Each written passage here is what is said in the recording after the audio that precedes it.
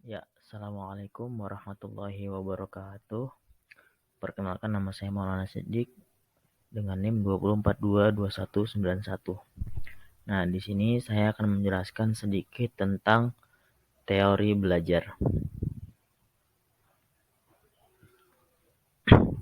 Pengertian teori belajar. Teori belajar adalah suatu teori yang di dalamnya terdapat tata cara pengaplikasian kegiatan belajar mengajar antara guru dan siswa. Perancangan metode pembelajaran yang akan dilaksanakan di kelas maupun di luar kelas.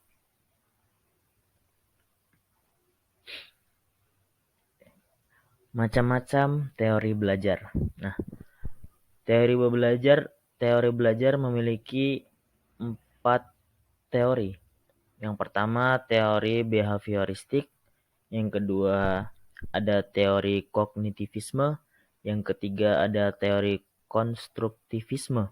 Dan yang keempat, ada teori humanistik.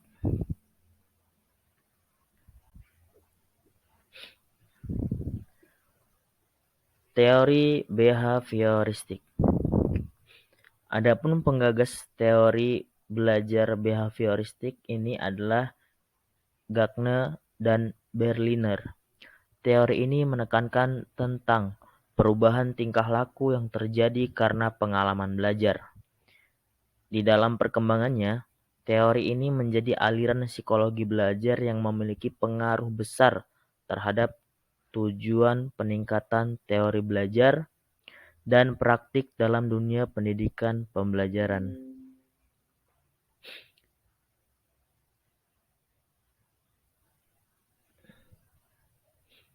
Adapun kelebihan teori behavioristik ini ada pertama, guru pintar akan terbiasa untuk bersikap teliti dan peka saat kondisi belajar mengajar.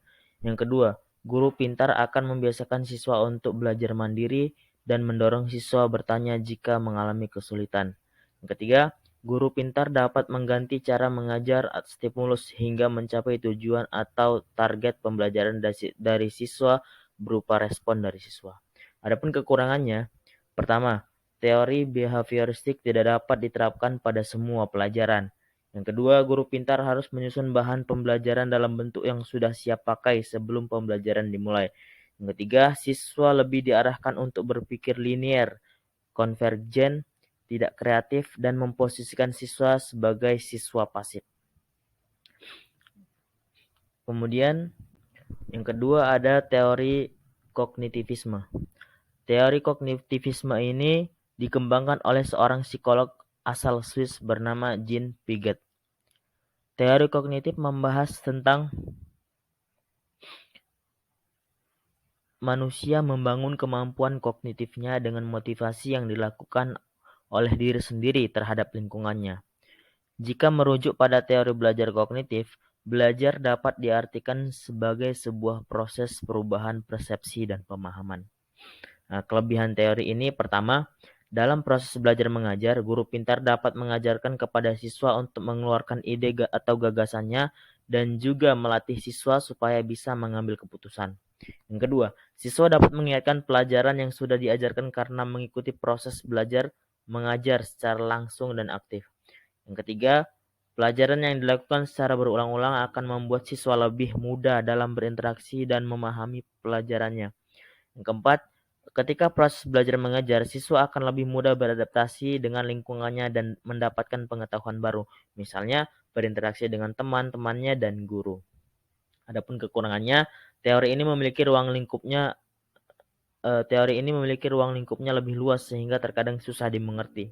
Yang kedua, ada tugas guru menjadi kurang maksimal karena siswa diberi kebebasan lebih banyak.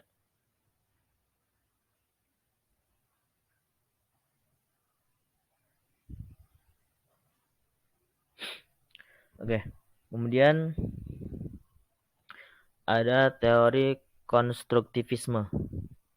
Dilihat dari maknanya, konstruksi berarti membangun. Dapat diambil kesimpulan bahwa teori belajar konstruktivisme adalah suatu usaha yang dilakukan untuk membangun tata hidup yang berbudaya modern. Landasan dari teori belajar konstruktivisme adalah pembelajaran kontekstual. Manusia membangun pengetahuan sedikit demi sedikit yang hasilnya disebarkan melalui konteks yang terbatas dan dalam waktu yang direncanakan.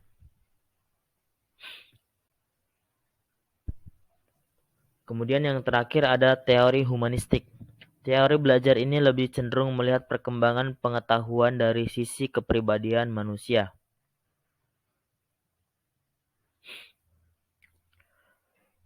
Hal ini disebabkan karena humanistik itu sendiri merupakan ilmu yang melihat segala sesuatu dari sisi kepribadian manusia. Teori belajar humanistik juga memiliki tujuan untuk membangun kepribadian siswa dengan melakukan kegiatan-kegiatan yang positif. Nah, adapun kelebihan teori humanistik ini adalah pertama, tingkat keberhasilan atau indikator penilaian dari teori belajar ini dapat dilihat dari siswa merasa senang dalam belajar dan terjadi perubahan terhadap tingkah laku dan pola pikir, bukan karena paksaan atau keinginan sendiri. Yang kedua, siswa diharapkan menjadi manusia yang bisa mengatur dirinya sendiri dan menjadi pribadi yang tidak terikat oleh pendapat orang lain tanpa harus merugikan atau mengambil hak-hak orang lain. Adapun kekurangan dari teori ini adalah siswa yang tidak dapat memahami akan potensi dirinya, maka siswa itu akan tertinggal dalam proses belajar mengajar. Demikianlah 4 teori belajar dan pembelajaran yang dapat guru pintar terapkan saat belajar. Kami ucapkan terima kasih apabila terdapat banyak kekurangan dan kesalahan. Kami mohon maaf. Wassalamualaikum warahmatullahi wabarakatuh.